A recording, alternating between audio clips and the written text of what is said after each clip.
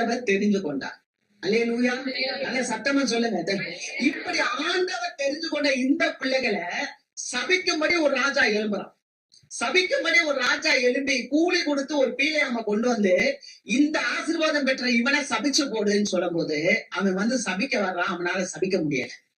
யாக்கோபே, உன்னுடைய கூடாரங்களும், இஸ்ரவேலே உன்னுடைய வாசஸ்தலங்களும் எவ்வளவு அழகானவைகள். அல்லேலூயா, அல்லேலூயா. அந்த ராஜா நல்ல நிறைய கூலி கொடுத்து நீ வந்து இந்த ஜனத்தெல்லாம் சபிச்சு போட்டுன்னு சொன்னா அவன் வந்து சொல்றான், ஏ யாக்கோபே, உன் கூடாரமோ நீ இருக்கிற வாசஸ்தலம் எவ்வளவு அழகா இருக்குடா, அது பரவி போகிற ஆறுகளை போலவும், அல்லேலூயா, தண்ணீர் அண்டையில உள்ள தோட்டத்தை போலவும், கர்த்தர் நாட்டின சந்தன மரங்களை போலவும், கேதர் மரங்களை போலவும் இருக்குது. அல்லேலூயா.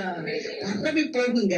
உங்களுடைய வாசனை எங்க போகும்னா ஒரே இடத்துல நிக்காது, அது பரவி போகும். அல்லேலூயா, அல்லேலூயா. தேவனுடைய பிள்ளையோடைய வாசனை ஒரு இடத்துல இருக்காது. ஒரு அம்மா வந்தாங்க பாருங்க, அந்த அம்மா பார்த்தா வேதத்துல சொல்லுது ஒரு பாவியான ஸ்திரீன்னு.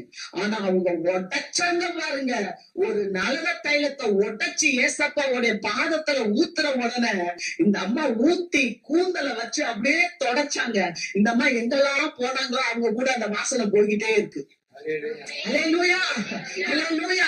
அப்ப இன்னைக்கு நீங்களும் நானும் தேவ சமூகத்துல நம்மளை உடைச்சு ஒப்பப்படுத்ததுனால கர்த்தருடைய வாசனையை பரப்புகிறவர்களாக நம்மளை கர்த்தர் வைத்திருக்கிறார். ஆமென். நீங்க நல்ல தைரியமா சொல்லலாம். எப்ப பார்த்தாலும் உங்க பக்கத்து வீட்டுக்காரங்க, அடுத்த வீட்டுக்காரங்க, அல்லது வேற யாராவது, அல்லது சில நேரங்களில சத்துருவே வந்து நம்ம மனசுல எதையாவது ஒரு சந்தேகத்தை கொடுத்து, ஒரு குற்ற மனசாட்சியை கொடுத்து, உங்க நீ அவ்வளவுதான், நீ அவ்வளவுதான், நீ பாவி, நீ ஒண்ணுமில்ல இப்படி சொன்னா கேட்க கூடாது.